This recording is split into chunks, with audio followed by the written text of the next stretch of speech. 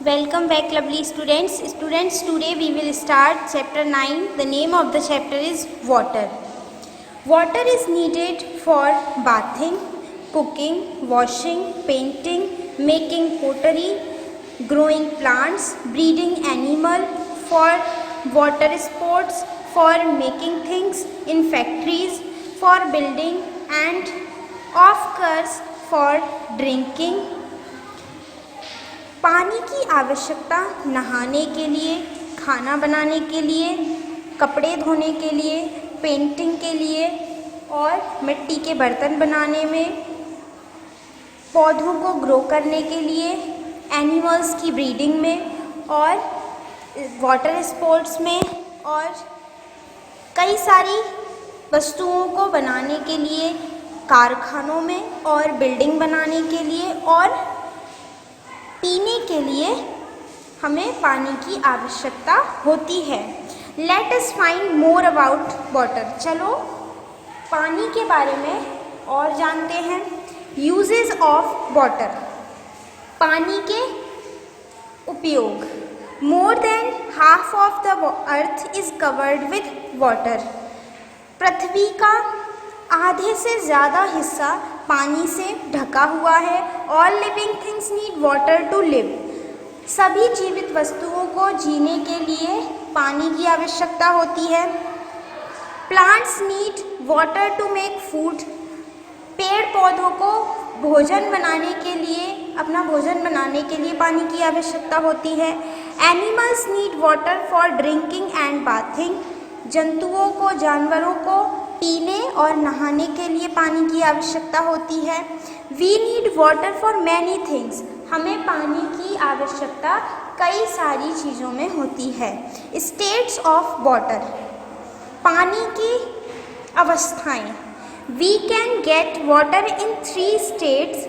हम पानी को 3 अवस्थाओं में प्राप्त करते हैं। Solid, liquid and gas. ठोस, द्रव और gas. The water we use daily is normally in the liquid form. पानी जो हम प्रतिदिन साधारण रूप में यूज करते हैं वो लिक्विड फॉर्म में होता है, द्रव अवस्था में होता है। Solid state of water, ice. पानी की ठोस अवस्था, बर्फ। Water of a tray kept in a fridge turn to ice. पानी को एक ट्रे में भर के फ्रिज में रख दिया जाता है तो ये क्या बन जाता है? बर्फ बन जाता है। Ice is the solid form of water. बर्फ पानी की ठोस अवस्था है। इट इज हार्ड, यह कठोर है। Ice melts by heat. बर्फ गर्मी से पिघल जाती है। It changes into the liquid state of water. और यह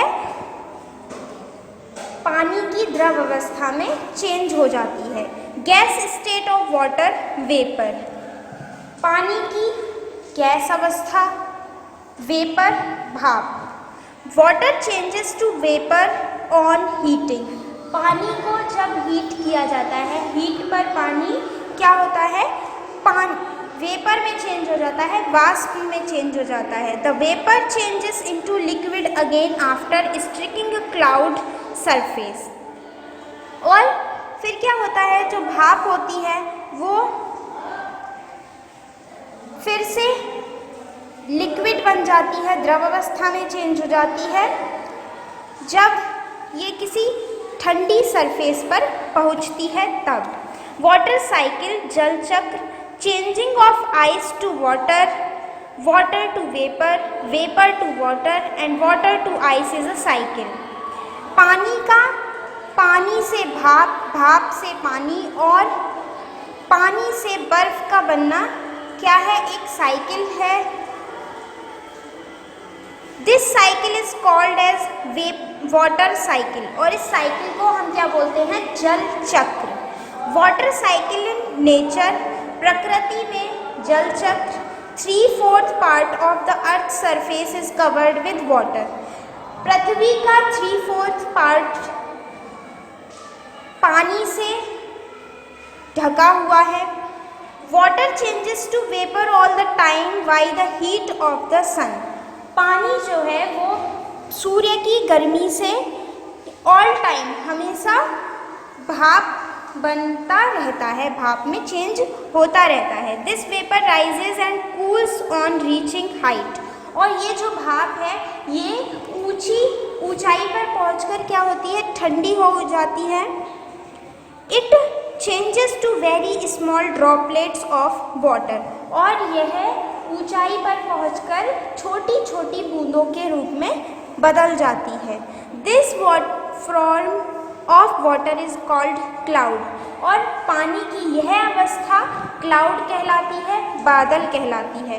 clouds roam in the sky with the help of wind. Clouds जो होते हैं वो आसमान में हवा की सहायता से घूमते रहते हैं। Whenever clouds cool further, जब बादल ठंडे हो जाते हैं, शांत हो जाते हैं, the droplets mix to become big drops। तो जो ड्रॉपलेट्स होती हैं, छोटी छोटी जो बूंदें होती हैं, वो बड़ी बूंदों के रूप में बन जाती हैं।